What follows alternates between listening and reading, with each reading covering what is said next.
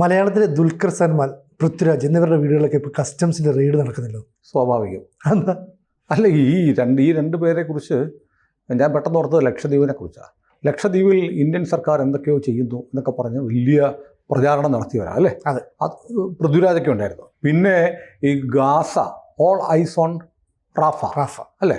തീവ്രവാദികളുടെ ഹമാസ് ഭീകരന്മാരുടെ ഏറ്റവും വലിയ ആസ്ഥാനമായ റഫയിലേക്ക് ഇസ്രയേൽ സൈന്യം ആക്രമണം നടത്തിയപ്പോൾ മലയാളത്തിൽ നിന്ന് ഏറ്റവും കൂടുതൽ നിലവിളിച്ച നടന്മാരുടെ പട്ടികയിൽ ഇവരുണ്ടായിരുന്നു.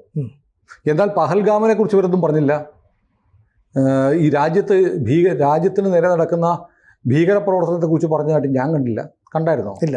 ഓപ്പറേഷൻ സിന്ദൂറിനെ കുറിച്ച് വല്ലതും പറഞ്ഞു കണ്ടോ? കേട്ടില്ല. നമ്മുടെ ശ്രദ്ധക്കുറവായിരിക്കും.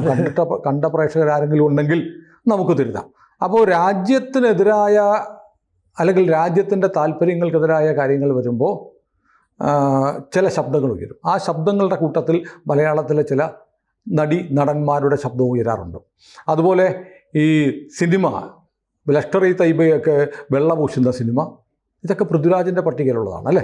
എംപുരാൻ സിനിമ വന്നപ്പോൾ പൃഥ്വിരാജ് എന്നിട്ടും അങ്ങ് വലിയൊരു തൻ്റെ ഇടത്തോടെ ഞാനിതൊക്കെ അങ്ങ് ചെയ്യും എന്ന മട്ടിലങ്ങ് നിൽക്കുകയാണ് നമ്മൾ കണ്ടിട്ടുള്ളത്. അപ്പോൾ വലിയൊരു ആദർശത്തിൻ്റെ പരിവേഷമായി നിൽക്കുന്ന നടന്മാരാണ് കേരളത്തിൽ ഈ സാമ്പത്തിക തട്ടിപ്പുമായി ബന്ധപ്പെട്ട എന്ത് കാര്യം വന്നാലും ഈ ആദർശ പുരുഷന്മാരുടെ വീട്ടിലേക്ക് ആദ്യം ED ആണെങ്കിലും DRI ആണെങ്കിലും കസ്റ്റംസ് ആണെങ്കിലും ചെല്ലുന്നൊരു കാഴ്ച കുറേ കാലമായി നമ്മൾ കാണുന്നുണ്ട്.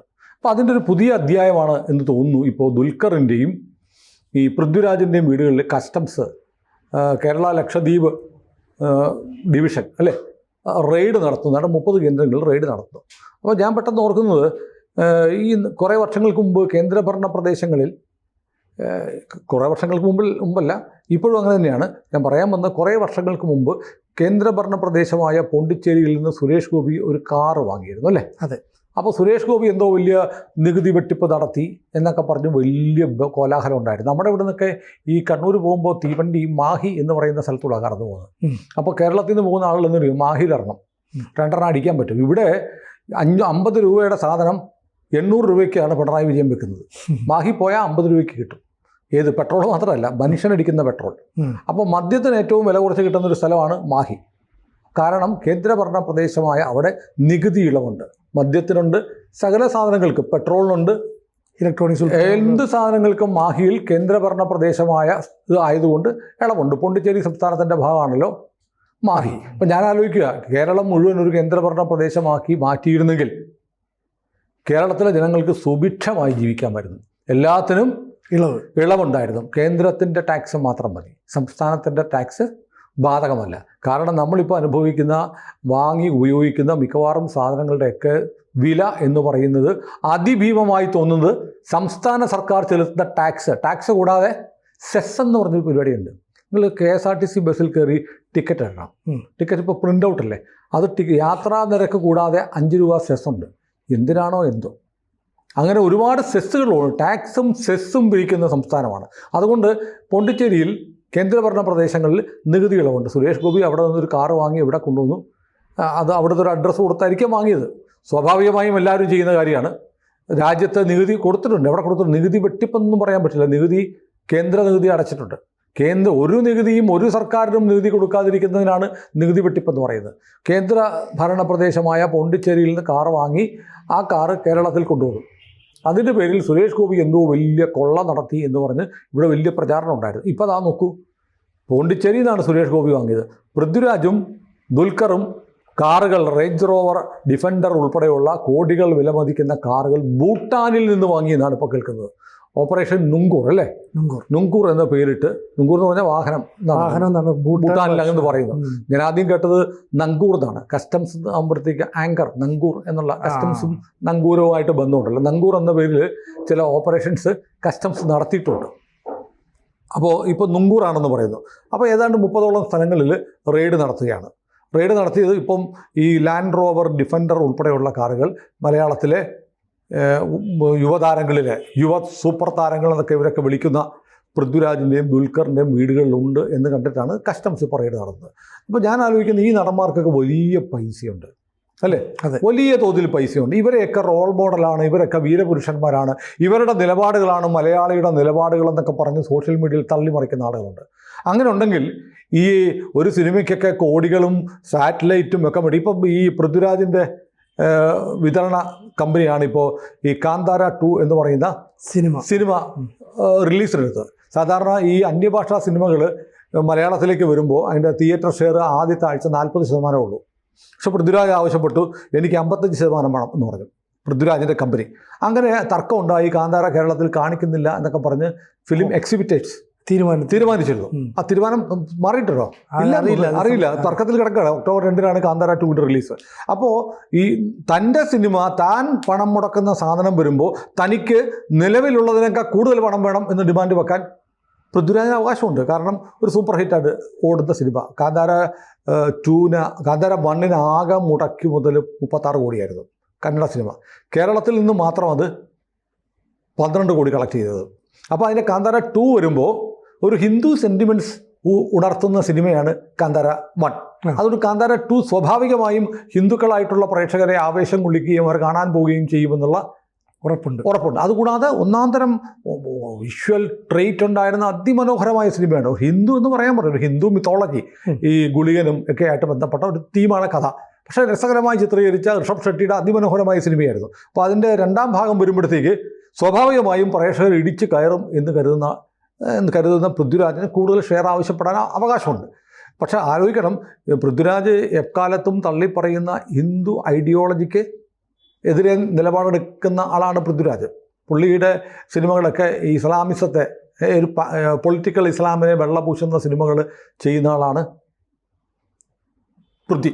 അങ്ങനെ ഉണ്ടെങ്കിൽ പൃഥ്വിരാജ് സത്യത്തിൽ ചെയ്യേണ്ടത് കാന്താര 2 പോലെയുള്ള ഹിന്ദുത്വ സിനിമകളൊന്നും ഞാൻ ഏറ്റെടുക്കത്തില്ല എന്ന് പ്രഖ്യാപിക്കേണ്ടതുണ്ട്, അല്ലേ? പക്ഷേ ഹിന്ദുത്വ സിനിമയാണെങ്കിലും എനിക്ക് 4 ചക്രം കിട്ടുവാണെങ്കിൽ അത് പോരട്ടെ എന്ന് വിചാരിക്കുന്ന ഒരു കച്ചവടക്കാരൻ പൃഥ്വിരാജിൻ്റെ മനസ്സിലുണ്ട്. അതുകൊണ്ട് കച്ചവടം കിട്ടുമ്പോൾ ഹിന്ദുക്കൾ കൂട്ടത്തോടെ വരാൻ സാധ്യതയുള്ളതുകൊണ്ട് എനിക്ക് ആദ്യത്തെ ആഴ്ച 40% പോരാ, 55% തിയേറ്റർ ഷെയർ വേണമെന്ന് പറയുന്ന ഒരു ഒന്നാന്തരം കച്ചവടക്കാരനും പൃഥ്വിരാജിൻ്റെ മനസ്സിലുണ്ട്. അത് അദ്ദേഹത്തിൻ്റെ അവകാശമാണ്. അദ്ദേഹത്തിന് കച്ചവടത്തിനകത്ത് ലാഭം ഉണ്ടാകുക എന്നുള്ളതാണ്. പക്ഷേ രണ്ടും കൂടെ പറയരുത്.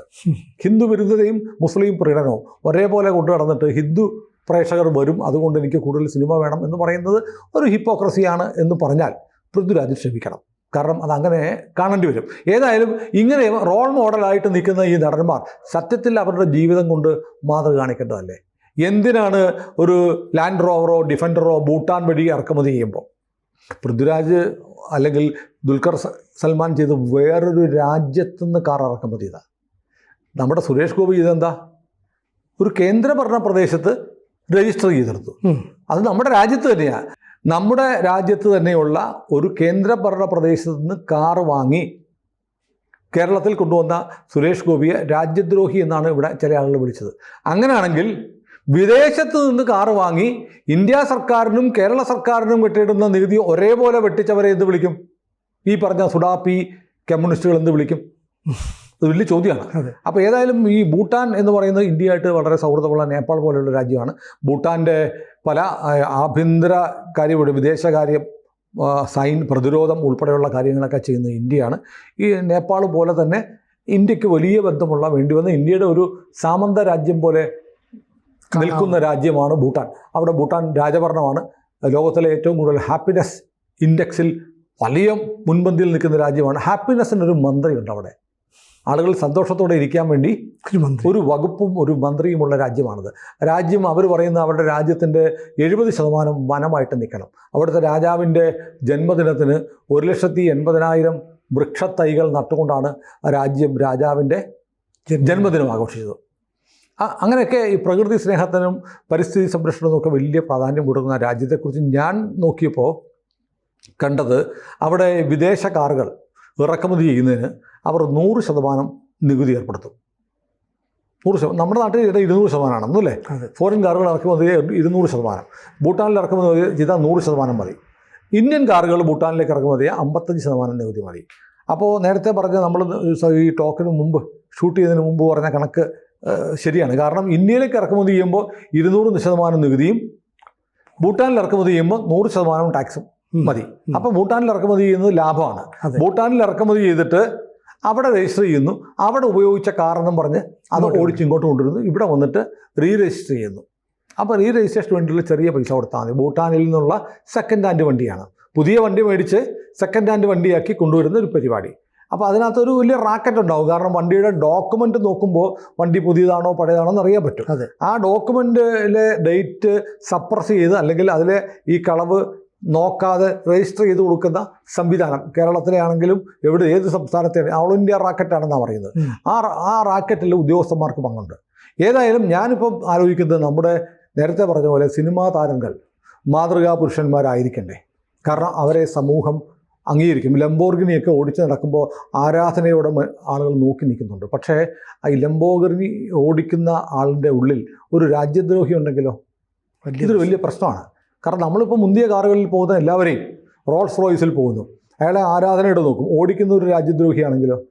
രാജ്യത്തെ ഏറ്റവും വലിയ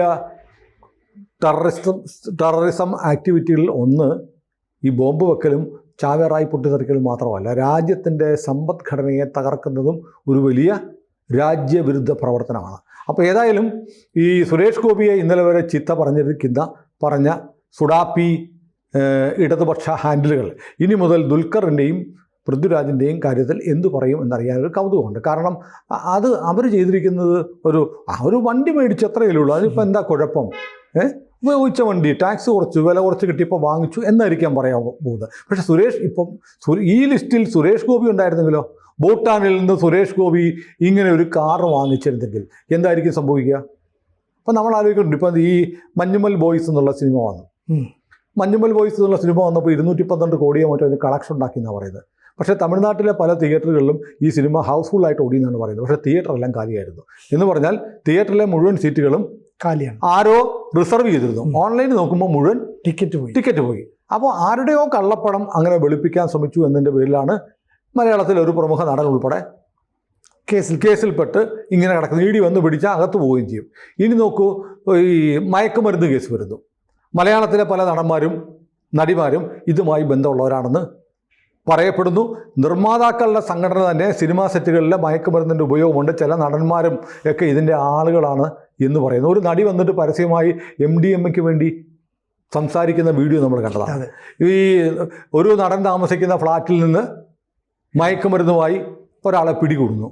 ഇങ്ങനെ നടക്കുന്നതെല്ലാം മലയാളത്തിലെ സിനിമാക്കാരുടെ വീടുകളിൽ നിന്നോ അവരെ ചുറ്റിപ്പറ്റിയാണ് എന്നതും ഒരു ദൗർഭാഗ്യകരമായ അവസ്ഥയാണ്. എന്താണ് ഈ സിനിമാ മേഖലയിൽ പെട്ട ആളുകൾ സാമ്പത്തിക കുറ്റകൃത്യങ്ങളിൽ ഡ്രഗ്സ് അടക്കമുള്ള കാര്യങ്ങളിൽ ഇങ്ങനെ വന്നു പെടുന്നത് എന്നാലോചിക്കണം. 1-2 പേരിങ്ങനെ വന്ന് പെടുന്നത് കൊണ്ട് സംഭവിക്കുന്നതെന്നറിയോ? ആ ഇൻഡസ്ട്രി ആകെ, ആ മേഖലയിൽ നിൽക്കുന്ന ആളുകളാകെ കുഴപ്പക്കാരും വെട്ടിപ്പുകാരും തട്ടിപ്പുകാരും രാജ്യദ്രോഹികളും ഒക്കെയാണെന്നുള്ളൊരു ഇമ്പ്രഷൻ പൊതുവിൽ സമൂഹത്തിലുണ്ടായി വരുന്നുണ്ട്. അതുകൊണ്ട് ഒരു 5-6 ലക്ഷം രൂപ ഇവരൊക്കെ എത്ര കോടി രൂപയാണ് പ്രതിഫലം വാങ്ങുന്നതിൻ്റെ സിനു അല്ലേ? അപ്പോൾ പിന്നെ അങ്ങനെ കിട്ടുന്ന പ്രതിഫലത്തിൽ നിന്ന് സർക്കാരിന് ന്യായമായി കൊടുക്കുന്നത് അങ്ങ് കൊടുക്കാം എന്ന് വെക്കാതെ അവിടെ പറ്റിപ്പ് നടത്താം, അവിടെ വെട്ടിക്കാം എന്ന് വിചാരിക്കുന്നത് ശരിക്കും രാജ്യത്തിനെതിരായ കുറ്റകൃത്യമാണ്. സാമ്പത്തിക കുറ്റകൃത്യം എന്ന് പറഞ്ഞാൽ ഒരു വ്യക്തിക്കെതിരെയല്ല, രാജ്യത്തിൻ്റെ ധനാഗമ മാർഗം അടയ്ക്കുക എന്ന് പറയുന്നത് ഗുരുതരമായ രാജ്യവിരുദ്ധ കുറ്റമാണ്. ഏതായാലും ഓരോ റെയ്ഡുകളും ഇനി വേണം പറയാം, കേന്ദ്ര ഏജൻസി മോദി സർക്കാരിൻ്റെ ഭീകരത, ദുൽഖറിനെയും പൃഥ്വിരാജിനെയും പീഡിപ്പിക്കാൻ കസ്റ്റംസിനെ അഴിച്ചുവിട്ടിരിക്കുന്നു എന്ന് വേണം പറയാം. പക്ഷെ പറയുമ്പോഴും അതിനകത്തൊരു ലോജിക്ക് വേണം. കൂടുതൽ വാർത്തകളും വിശേഷങ്ങളും നിങ്ങളിലേക്ക് എത്താൻ ABC മലയാളം സബ്സ്ക്രൈബ് ചെയ്യുക, ബെൽ ബട്ടണും അമർത്തുക.